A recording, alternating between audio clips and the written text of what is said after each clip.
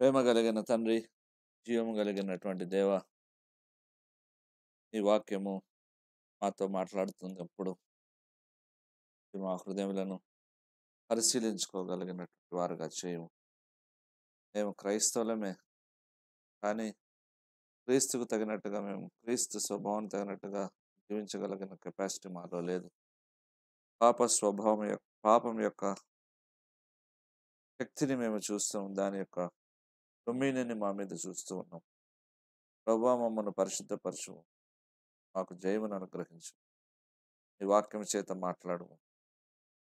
యేసుక్రీస్తు నామములో ప్రార్థిస్తున్నాను తండ్రి, ఆమెన్. ఆదికాండం 3వ అధ్యాయము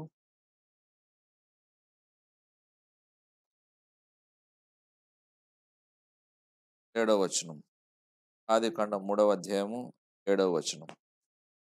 అప్పుడు వారిద్దరి కన్నులు తెరవబడెను, వారు తాము దిగంబరులమని తెలుసుకొని అంజూరపాకులు కుట్టి తమకు కచ్చడములను చేసుకొనిరి. 9. దేవుడైన యెహోవా ఆదామును పిలిచి, నీవెక్కడ ఉన్నావు అనెను. అందుకు అతడు, నేను తోటలో నీ స్వరము విన్నప్పుడు దిగంబరిగా ఉంటిని గనుక భయపడి దాగుకొంటిని అనెను.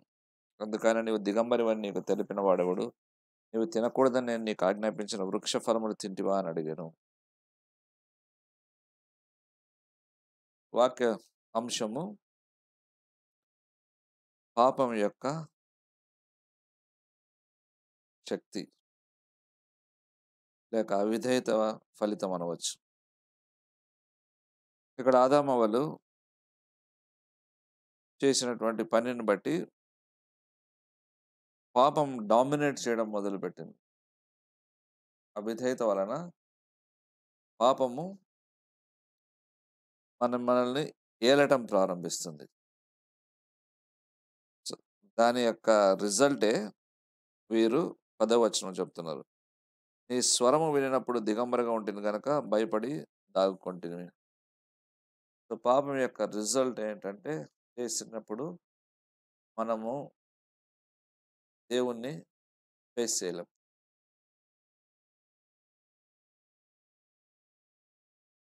అందుకే ఏం చేస్తామంటే, వీరు దాక్కున్నారు తెలియక.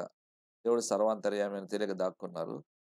మనం ఏం చేస్తామంటే, మనం కూడా పాపం చేసినప్పుడు, అవిధేయత ఉన్నప్పుడు దేవుని సన్నిధికి రాము, మానేస్తాం. అది ఎలా వస్తుంది? మనకు మనకు పోవాలనే ఉంటుంది, కానీ మనల్ని రానివ్వదు.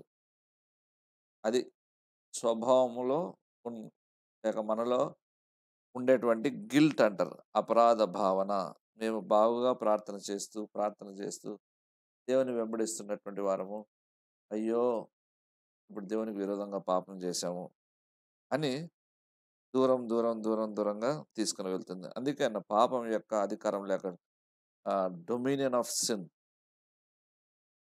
ఇంత ఉంటుంది అని వారికి తెలీదు. వారికే కాదు, మనకు తెలియదు. వారికన్నా ఏమీ లేదు. జస్ట్ ఒక ఆజ్ఞ మాత్రమే. వారికి ఇవ్వబడినటువంటి ఆజ్ఞ ఏమి? 2:16. మరియు దేవుడైన యెహోవా, ఈ తోటలో ఉన్న ప్రతి వృక్ష ఫలములు నీవు నిరభ్యంతరంగా తినవచ్చు. అయితే మంచి చెడ్డల తెలివినిచ్చు వృక్ష ఫలములను తినకూడదు. నువ్వు వాటిని తినదినవని నిశ్చయముగా చచ్చెదవని నరుని ఆజ్ఞాపించెను. ఇది జస్ట్ ఒక ఆజ్ఞ మాత్రమే వారికి ఉన్నింది. మనకిప్పుడు బైబిల్ మొత్తం ఉంది. మన ముందు పాపం చేసి శ్రమ పడుతున్నటువంటి వారి జీవితాలున్నాయి. పాపం చేసి గతించిపోయి కుటుంబాలు విచ్ఛిన్నమైపోయినటువంటి వారి చరిత్రలు మనకు తెలుసు. పాపం వలన రాజ్యాలు ఎలా కొట్టుకుంటున్నాయో మనం చూస్తూ ఉన్నాం. ఉన్నా మనం పాపం చేసినప్పుడు దాని యొక్క ఫలితము ఊహించం. ప్రేమ కలిగిన దేవునికి వీరు దూరం అయిపోయారు. అది పాపం చేసేటువంటిది ఏంటంటే భ్రమ కలిగించేది. దేవుడు నిన్ను శిక్షిస్తాడు, దేవుడు నిన్ను శిక్షిస్తాడు, నువ్వు దేవునికి విరోధంగా పాపం చేసావు, అంతవరకు పాపం చేయి అంటది. సో మనం అవిధేయత చూపించినప్పుడు మనల్ని నిందించడం ప్రారంభిస్తుంది. అదే మనస్సాక్షి మన మీద నేరారోపణ చేసి మనం ఏం చేస్తాం? భరించలేం. అందుకే కొంతమంది ఆత్మహత్య చేసుకుంటారు. వ్యభిచార పాపంలో పడినోళ్ళు కొంతమంది ఆ సత్యం, ఆ ట్రూత్ బయటకు వచ్చినప్పుడు సూసైడ్ చేసేసుకున్నారు. ఎందుకు? కండమినేషన్ స్టార్ట్ కండమింగ్ అనేది స్టార్ట్ అవుతది హృదయం. అప్పుడు దేవుడు దయదలిచి ఆ మనుషుల్ని గాని కనికరించకపోతే, లేకపోతే వారి యొద్దకు ఎవరైనా పంపి ఆకర్షించకపోతే వారు అలాగే వెళ్ళిపోతారు. కాబట్టి మనకు గూడా అందరూ ఒకే రకమైన పాపములు చేయరు. కానీ దాని యొక్క పవర్ అనేది అర్థం కాదు. 4వ అధ్యాయంలో చూసినట్టయితే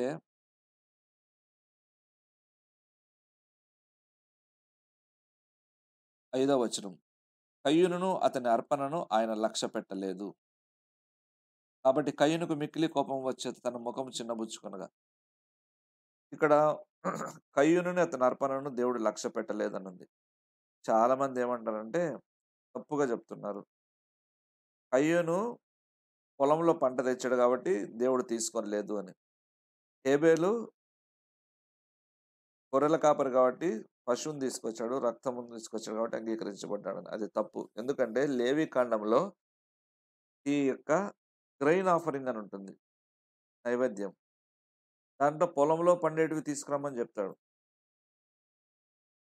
అంటే లేవి కాండం వరకు అంటే మోషే నుంచే ఏమి ఇవ్వాలి, ఏమి ఇవ్వకూడదని నిర్ణయించబడినప్పుడు, ఆదికాండం బిగినింగ్‌లో వీరికి ఇది ఇవ్వాలి, ఇది ఇవ్వకూడదని దేవుడు చెప్పలేదు.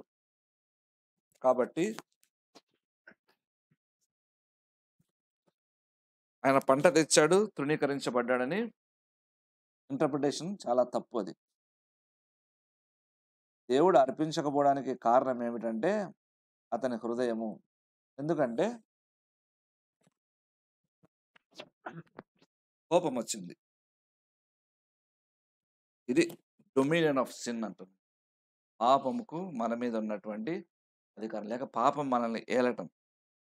ఆల్రెడీ హృదయం సరైంది కాదు.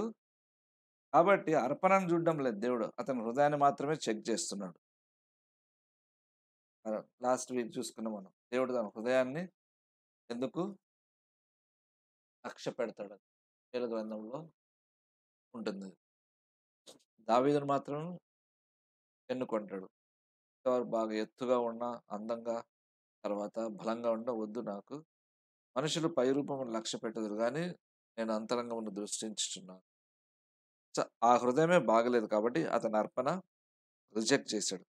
ఎందుకు ఇతని హృదయం పాడైంది అంటే, ఇది తల్లిదండ్రుల యొక్క అవిధేయతను బట్టి పాపం అక్కడి నుంచి రావటం మొదలుపెట్టింది. కాబట్టి ఈ యొక్క సమస్య అనేటువంటిది ఇక్కడ స్టార్ట్ అయింది. సో, ఈ యొక్క పాపం మన స్వభావాన్ని ఇంత కంట్రోల్ చేస్తున్నప్పుడు, మరి ఈ స్వభావం పరిశుద్ధపరచబడడానికి మనం ఎంత ప్రయాస పడాల్సి ఉంటుంది. దీని విషయంలో శ్రద్ధ తీసుకోం మనం. దీని విషయాల్లో శ్రద్ధ తీసుకోం. క్రైస్తవులమైనటువంటి మనము ఎలాంటి స్థితికొచ్చామంటే, ఫోకస్ పోగొట్టుకున్నాం. శిష్యులు యేసు ప్రభుతో కూడా ఉన్నారు. కానీ ఫోకస్ లేదు. ఎందుకు ఫోకస్ లేదంటే, మత్తయి సువార్తలో పేతురు ఏమంటాడంటే, ఫోకస్ అంటే ఏం జేయాలి? ఎందుకొచ్చాము? ఏం జేయకూడదనేది తెలియలేదు. మత్తయి సువార్తలో ఏమన్నాడంటే, నీవు చావనే చావకూడదు ప్రభువా అంటాడు. సాతానా నా వెనుక మనిషి కుమారుడు మనిషి చేత అప్పగించబడి సిలువ వేయబడును అని చెప్తే చావడానికి వీలు.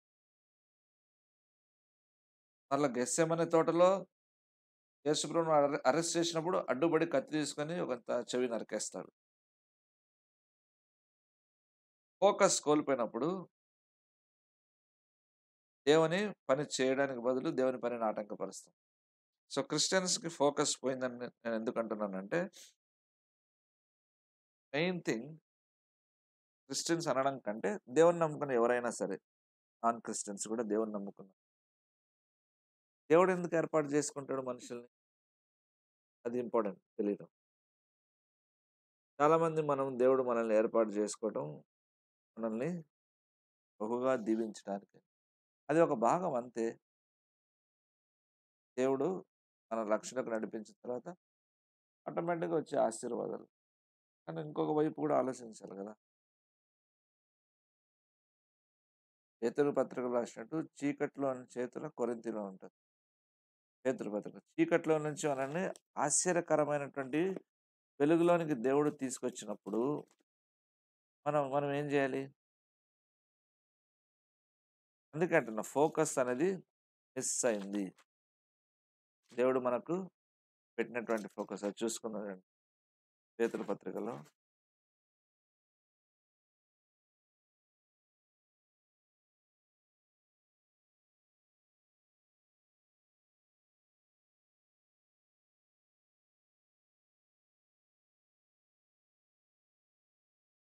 మొదటి పేతురు 2వ అధ్యాయము 9వ వచనం. మొదటి పేతురు 2:9. అయితే మీరు చీకట్లో నుండి ఆశ్చర్యకరమైన తన వెలుగులోకి మిమ్మల్ని పిలిచిన వాని గుణాతిశయములను ప్రచురం చేయ నిమిత్తము ఏర్పరచబడిన వంశమును, రాజులైన యాజక సమూహమును, పరిశుద్ధ జనమును, దేవుని సొత్తైన ప్రజలై ఉన్నారు. తర్వాత 11. ప్రియులారా మీరు పరదేశులను, యాత్రికులై ఉన్నారు. కనుక ఆత్మకు విరోధంగా పోరాడే శరీరాశను విసర్జించి ఇక్కడ ఫోకస్ అనేది కనిపిస్తుంది. ఆశీర్వదించడానికి పిలిచాడు. ప్లస్ దాంతో పాటు పరదేశులు, యాత్రికులుగా ఉండాలి అని. అంటే దాని అర్థం ఏమి? పరదేశులు, యాత్రికులంటే నీవు ఈ లోకమునకు చెందినవాడవు కాదు. 1. 2 యాత్రికుడంటే ప్రయాణం చేస్తూ ఉన్నావు నువ్వు. నువ్వు ఈ లోకమునకు సంబంధించిన వాడవు కాదు అన్నప్పుడు, ఈ లోకంలో సెటిల్ అవ్వడానికి లేక ఈ లోకంలో చాలా వాటిని సంపాదించుకోవడానికి ఇష్టపడతాం. అవన్నీ తప్పు కాదు. కొన్ని ఉంటాయి బేసిక్స్. ప్రాథమికమైనటువంటి అవసరాలను తీర్చుకోవడం తప్పు లేదు. కానీ డిఫరెంట్ సెన్స్‌లో మనం తీసుకోవాల్సింది. అంటే మనము పరదేశులము అని దేవుడు అంటున్నాడంటే దాని అర్థం ఏమి? ఎప్పుడైనా మన స్వదేశానికి పోవాల్సిందే గదా! య యా యా హెబ్రీయులకు రాసిన పత్రిక 11వ అధ్యాయము.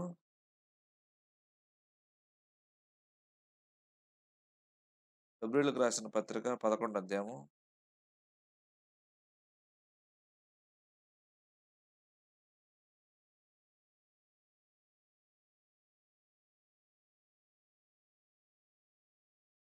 10వ వచనం. ఏలయనగా దేవుడు దేనికి శిల్పియు, నిర్మాణకుడునై ఉన్నాడో, పునాదులు గల ఆ పట్టణం కొరకు అబ్రహాము ఎదురు చూచుండెను.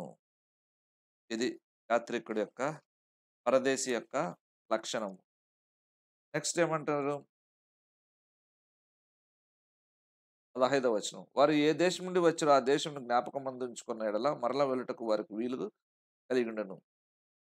అయితే వారు మరి శ్రేష్టమైన దేశమును అనగా పరలోక సంబంధమైన దేశమును కోరుచున్నారు. ఏలైనగా ఆయన వారి కొరకు ఒక పట్టణమును సిద్ధపరిచి ఉన్నాడు. ఇది యాత్రికులు, పరదేశులు జీవించాల్సిన విధానం. ఇది మన ఫోకస్. మరి మనం ఏం చేయాలి? సన్యాసుల మాదిరి జీవించాలా అని నీకు ఒక ప్రశ్న వస్తది. నువ్వు లోకమును బాగా ప్రేమిస్తుంటే ఈ ప్రశ్న నీకొస్తది. లోకమును ప్రేమించిన వ్యక్తివైతే నేను చెప్పింది నీకు అర్థమవుతది. లేదంటే దీన్ని విమర్శనాత్మకంగానే తీసుకుంటావు. అంటే పేతురు మొదటి పత్రిక 2:11లో చూడండి. మీరు పరదేశులు, యాత్రికులై ఉన్నారు గనక ఆత్మకు విరోధంగా పోరాడు శరీరాశలను విసర్జించు. మీరు ఇలాంటి వారు కాబట్టి మీరు చేయవలసిందేందంటే మన ఆత్మీయ జీవితానికి అడ్డు వచ్చేటువంటి శరీర సంబంధమైనటువంటి క్రియలు కొన్ని ఉన్నాయి. వాటితో మీరు పోరాడవలసినటువంటి అవసరం ఉంది. ఎక్కడి నుంచి వచ్చాయి ఈ శరీర క్రియలు? ఇది చెప్పదలుచుకుంది. That is called dominion of sin. అవిధేయత ఇలాగొచ్చేసి మనలోనికి ప్రవేశించి మనలను వెనక్కి లాగేస్తాం.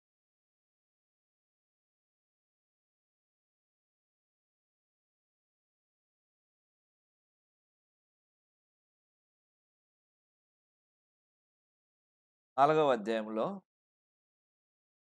ఈ యొక్క శరీర ఇచ్చలు చూడండి ఎలాగున్నాయి. 4:2 దీన్ని వదిలిపెట్టమంటాడు దేవుడు.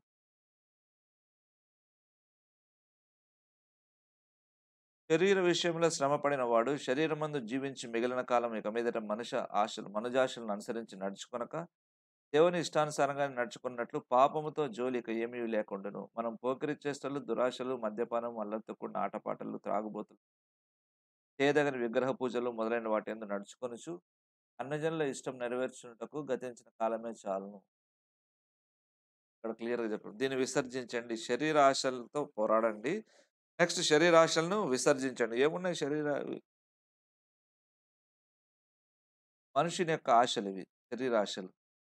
శరీరాశలు జయించాలంటే మనం ఆత్మలో జీవించాలి. ఆత్మలో జీవించడానికి ఏమిటి సీక్రెట్ రహస్యం ఏమిటి? విధేయత. దేవునికి ఇష్టమైన రీతిగా ఎవరైతే జీవిస్తారో వారు ఆత్మలో జీవించడం సాధ్యం. ఆత్మలో జీవించడం అనేసరికి ఏదో అనుకునేస్తారు చాలామంది. ఏమి కాదు. దేవుడు తన ఆత్మ చేత ఎప్పుడు నడిపిస్తాడంటే ఆయన మాటలు వినే వాళ్ళని నడిపిస్తాడు. లేదంటే కష్టమవుతుంది. మరి ఈ స్వభావం ఇంత శక్తివంతమైంది అని మనకు తెలుసు గదా! మరి ఈ స్వభావాన్ని జయించుటకు మనం ఏమి జేస్తున్నాం? స్వభావం ఎంత శక్తివంతమైనదని తెలిసినప్పుడు దీన్ని జయించుటకు మనం ఏం ఎందుకంటే రక్షణ పొందినప్పుడు దాని 3 యాస్పెక్ట్స్ ఉంటాయి. రక్షణ అంటే పాపం యొక్క పర్యవసానం నుంచి విడుదల. పరిశుద్ధపరచబడడం అంటే పాపం యొక్క శక్తి నుంచి విడుదల. మహిమపరచబడడం అంటే పాపం యొక్క ఉనికి నుంచి విడుదల. అంటే ఇంక పాపమే ఉండదు. చనిపోయి మహిమ శరీరం ధరించిన తర్వాత. సో, మనము ఈ స్వభావంని అదుపులో ఉంచాలి అంటే పరిశుద్ధపరచబడడం అనేది జరగాలి.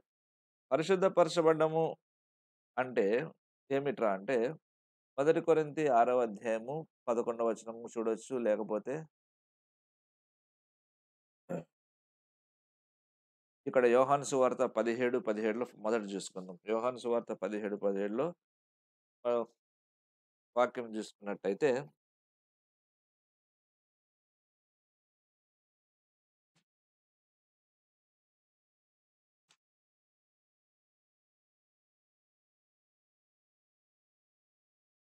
సత్యమందు వారిని ప్రతిష్ఠ చేయుము. నీ వాక్యమే సత్యము. ఇంగ్లీష్‌లో ఏమంటే sanctify them in truth. Your word is truth.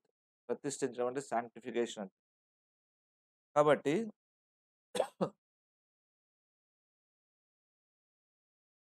Sanctification యొక్క ఇంపార్టెన్స్ చూడండి. ఈ స్వభావము పరిశుద్ధపరచబడాలి అంటే వాక్యము చేత. నీ వాక్యమే సత్యం అన్నాడు. ఈ వాక్యము చేత మనము పవిత్ర పరచబడడము. మరి వాక్యము మనల్ని పవిత్రపరుస్తుంది అని మనం తెలిసినప్పుడు, ఆ వాక్యానికి మనం ఎంత ప్రాముఖ్యత ఇవ్వాల్సి ఉంటుంది. సరే. సాంక్టిఫికేషన్ అంటే ఈ పరిశుద్ధపరచబడడం అనేది జీవితకాలం జరిగే ప్రక్రియ. ఒక రోజులో అయిపోదు. జాన్ వెస్లీ భక్తుడు ఇన్‌స్టంట్ సాంక్టిఫికేషన్ అన్నాడు. కంప్లీట్ సాంక్టిఫికేషన్ అన్నాడు. పరిపూర్ణంగా పరిశుద్ధపరచబడతారన్నాడు. అది అసాధ్యం. అది ఆయన టీచింగ్‌లో ఉన్నటువంటి ఒక పొరపాటు అనొచ్చేమో. ఎందుకంటే చచ్చిపోయేంత వరకు మనిషి పరిశుద్ధపరచబడాల్సిందే. పరిపూర్ణమైన పరిశుద్ధత ఉండదు. అందుకే జాన్ వెస్లీ స్థాపించిన మెథడిస్ట్ సంఘం చాలా స్ట్రిక్ట్‌గా ఉండేది బిగినింగ్‌లో. అందుకే వాళ్ళ గురించి ఏమంటారంటే మెథడిస్ట్ ఆహ్, they insisted on morals and they became judgemental. ఈ రూల్సు, నైతిక విలువల మీద ఎక్కువగా వాళ్ళు దృష్టి పెట్టి, వాళ్ళు తీర్పరులుగా, విమర్శకులుగా అయ్యారని. చాలా స్ట్రిక్ట్‌గా ఉండేది జాన్ వెస్లీ యొక్క సిద్ధాంతాలు. జాన్ వెస్లీ, జార్జ్ విట్‌ఫీల్డ్‌గా 5, 6 మంది కూర్చొని ప్రతిరోజు కొంతమంది గ్రూప్ కలుసుకునేవారు. ప్రతిరోజు లేకపోతే వారానికి ఒకసారి కలుసుకొని, ఒకరు చేసిన పాపంలో అవిధేయత ఒకరితో ఒకరు చెప్పుకొని ప్రార్థన చేయండి అనేవారు. ఆ గ్రూప్‌లోకి ఎవరినంటే వాళ్ళని రానిచ్చేవాడు కాదు జాన్ వెస్లీ. చాలా స్ట్రిక్ట్‌గా ఉండేవాడు. పరిశీలించి కొన్ని రోజులు గమనించి అప్పుడు గ్రూప్‌లో జాయిన్ చేసుకునేవాళ్ళు. మెథడిస్ట్ అంటే ఫుల్ రూల్స్. ఒక పద్ధతి ప్రకారం వెళ్ళేటువంటి వాళ్ళు. సో, కాబట్టి ఆయన ఫిలాసఫీ గూడా ఆయన థియాలజీ గూడా అలాగే ఉంది. పర్ఫెక్ట్ సాంక్టిఫికేషన్ అని ఇంట్రొడ్యూస్ చేశాడు. అది అసాధ్యమని నేను అనుకుంటాను. కాబట్టి ఇక్కడ పరిశుద్ధపరచబడంలో ఏముంటుందంటే పరిశుద్ధతలోను లేక నైతికమైన పరిశుద్ధతలు. ఇదొక కోణం. ఇవి మన యొక్క యాటిట్యూడ్స్ అంటే మన యొక్క వైఖరిని, మన ఆలోచనల్ని, మన క్రియలన్నిటిని పరిశుద్ధపరుస్తుంది. 1 కొరింథీ 6వ అధ్యాయము 11వ వచనం. 1 కొరింథీ 6, 11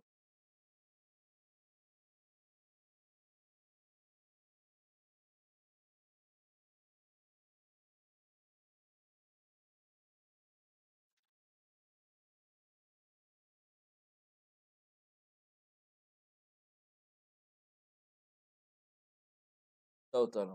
మీలో కొందరు అట్టివారై ఉంటురు గాని, ప్రభువైన యేసుక్రీస్తు నామమునను, మన దేవుని ఆత్మయందును మీరు కడుగబడి, పరిశుద్ధపరచబడిన వారై, నీతిమంతులుగా తీర్చబడితిరి. You are washed, you are sanctified and you are justified. Order చాలా ముఖ్యం. మొదట కడగబడాలి అంటే రక్షణ పొందాలి. తర్వాత పరిశుద్ధపరచబడాలి. తర్వాత నీతిమంతులుగా తీర్చబడతారు అనుంది. దీన్ని బేస్ చేసుకొని బహుశా జాన్ వెస్లీ పర్ఫెక్ట్ సాల్వేషన్ అని, సాంక్టిఫికేషన్ అని అన్నాడేమో నాకు తెలీదు. బట్ నా థాట్ అది. కాబట్టి ఇక్కడ ఎందుకంటే కడగబడ్డము, పరిశుద్ధపరచడం, నీతిమంతులుగా తీర్చబడ్డం అన్నది. కానీ యేసుక్రీస్తు మనల్ని ఎప్పుడైతే రక్షిస్తాడో అప్పుడే మనం నీతిమంతులుగా తీర్చబడ్డాం. ఇక్కడ లాస్ట్‌లో ఇచ్చాడు ఈ ఆర్డర్. బాగా అర్థం చేసుకోండి. జస్టిఫికేషన్ అంటే మన స్వనీతిని తీసివేసి ఆయన నీతిని మనకు వస్త్రంగా ధరింపజేశాడు కాబట్టి మనము నీతిమంతులుగా పొజిషనల్ సాంక్టిఫికేషన్ అంటే యేసుక్రీస్తునందు మనం పరిశుద్ధపరచబడినటువంటి వారమని థియోలాజికల్ సెన్స్‌లో మాట్లాడతారు. కాబట్టి నీతిమంతులం కాదు. కానీ నీతిమంతులుగా తీర్చబడితిరి. ఏమంటుందంటే you are justified in the name of the lord Christ. కాబట్టి దీని యొక్క అర్థం గాని మనం చూసినట్టయితే 11వ వచనంలో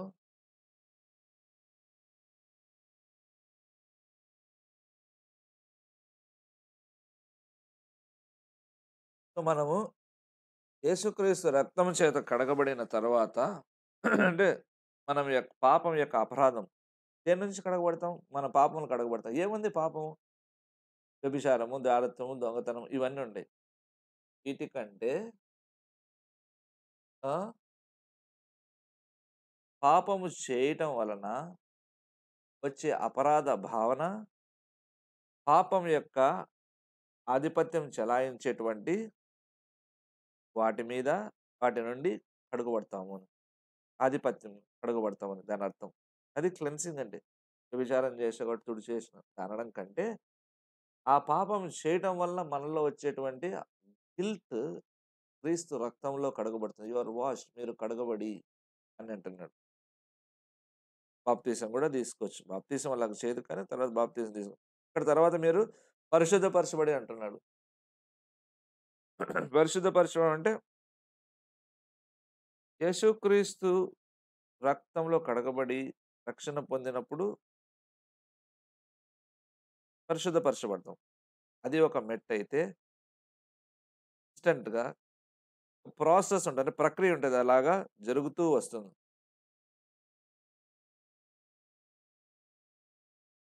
ఏం జరుగుతది? నువ్వు రక్షణ పొందినప్పుడు జరిగేదాన్ని సాంక్టిఫికేషన్ అంటున్నాం గదా! 2 లెవెల్స్ చెప్తాను జాగ్రత్తగా వినండి. భక్తుడు ఇలాగ రాశాడు. రక్షణ పొందినప్పుడు పరిశుద్ధపరచబడటం ప్రారంభమవుతుంది. ఏమిట్రా అదంటే పాపం మీద కొంచెం మమకారం తగ్గుతది. బాగా గమనించండి. పాపాన్ని చేయాలనే ఆశ తగ్గిపోతది. పాపం నుంచి దూరంగా ఉంటాం. రక్షణ పొందినప్పుడు ఇది జరిగేటువంటి క్రియలు. ఎక్కడుందంటే దీని వచనం రోమాపత్రిక 6వ అధ్యాయము 11వ వచనం.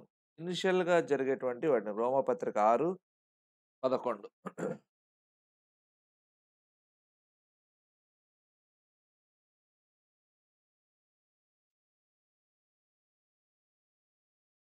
అటువలే మీరును పాపం విషయమై మృతులుగాను, దేవుని విషయమై క్రీస్తు యేసునందు సజీవులుగాను మిమ్మును మీరే ఎంచుకొనుడి.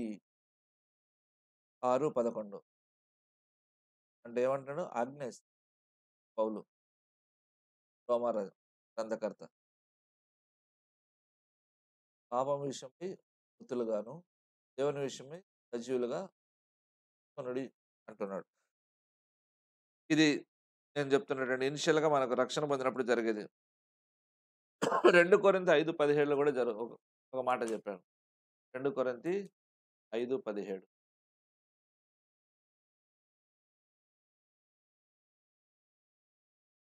బైబిల్ ఓపెన్ చేసినారా, మూసుకొని పక్కన పెట్టేసేసినారా అని. లేకపోతే అర్థం కాదిది. 2 కొరింథీ 5వ అధ్యాయం 17వ వచనం. కాగా ఎవడైనను క్రీస్తునందు ఉన్న యెడల వాడు నూతన పాతవి గతించెను ఇదిగో కొత్తవాయెను. ఇది ప్రారంభ దశలో జరిగేటువంటి పరిశుద్ధపరచబడేటువంటి అనుభవంలో ఒక భాగం అనమాట. ఏమవుతుంది? నూతన సృష్టిగా మారుతాం. పాపం విషయంలో మనకు ప్రేమ పోతుంది. Breakup with love of sin. దేవుని కొరకు బతకాలి అనిపిస్తుంది. దేవుని పని చేయాలి అనిపిస్తుంది. తర్వాత చూసినట్టయితే సెకండ్ ప్రాసెస్ స్టార్ట్ అవుతది. ఏమిటది? ఇక జీవితకాలం జరిగేటువంటి ప్రక్రియ అది. జీవితకాలం జరిగేటువంటి ప్రక్రియ. రోమపత్రిక 6:19. ఇది మనము పరలోకం వెళ్ళేంత వరకు జరుగుతూనే ఉండటం మనం చూస్తాం. రోమపత్రిక 6వ అధ్యాయము 19వ వచనం. మీ శరీర బలహీనతను బట్టి మనుష్య రీతిగా మాట్లాడుచున్నాను. ఏమనగా అక్రమం చేయుటకై అపవిత్రతకును, అక్రమమునకు మీ అవయములను దాసులుగా ఎలాగ అప్పగించుదురో, అలాగే పరిశుద్ధత కలుగుటకు ఇప్పుడు మీ అవయములను నీతికి దాసులుగా అప్పగించుడి. పౌలు. ప్రాసెస్ స్టార్ట్ అయింది. అంటే పాపము చేయడానికి ఎలాగ ఇష్టపడ్డామో, పాపం చేయడానికి ఎలాగ పరిగెత్తామో, పాపం అంటే కోరుకున్నామో, అదే విధంగా నీతి మనుషులతో మనం వ్యవహరించే పద్ధతి, రైట్ యాటిట్యూడ్ దేవునితో వ్యవహరించే పద్ధతిలో కూడా మనం నీతికి దాసులుగా ఉండునట్లు చేసుకొనండి అంటాడు. దాని అర్థమేమి? మనంతట మనము అప్పగించుకోవాలి. మీ అవయములను దాసులుగా ఎలాగ అప్పగించితిరో, పాపం చేయడానికి ఎలాగ మీరు స్వచ్ఛందంగా, ఇష్టపూర్వకంగా అప్పగించారో, సేమ్ నీతిగా ఉండడానికి కూడా అలాగే అప్పగించండి. దేవుడు ఇందుకొరకే కదా మిమ్మల్ని విమోచించాడు అన్నాడు. సాతాను చేతుల నుంచి మిమ్మల్ని విడిపించింది ఎందుకంటే మీరు నీతికి దాసులుగా ఉండటానికి. అంటే నీతి కార్యములు చేయడానికి. రైచియస్‌నెస్ అంటే righteousness with God and men. మనుషులతో సరిగ్గా వ్యవహరించడము, దేవునితో కూడా సరిగ్గా వ్యవహరించడాన్ని నీతి అంటారు. ఇలాంటి కార్యములు చేయటానికి మీ అంతట మీరు స్వచ్ఛందంగా ఉపయోగించండి. నేను పొడవాల్సిన అవసరము లేదు అని పౌలు అంటున్నాడు. కాబట్టి ఈ ఈ యొక్క ప్రాసెస్ హెబ్రీ పత్రిక 12వ అధ్యాయం 1వ వచనంలో కూడా చూస్తే ఈ ప్రాసెస్, ఈ ప్రక్రియ అనేటువంటి పరిశుద్ధపరచబడటం అనేటువంటి ప్రక్రియ. స్వభావం మీద కంట్రోల్ విషయం మాట్లాడుతున్నాను.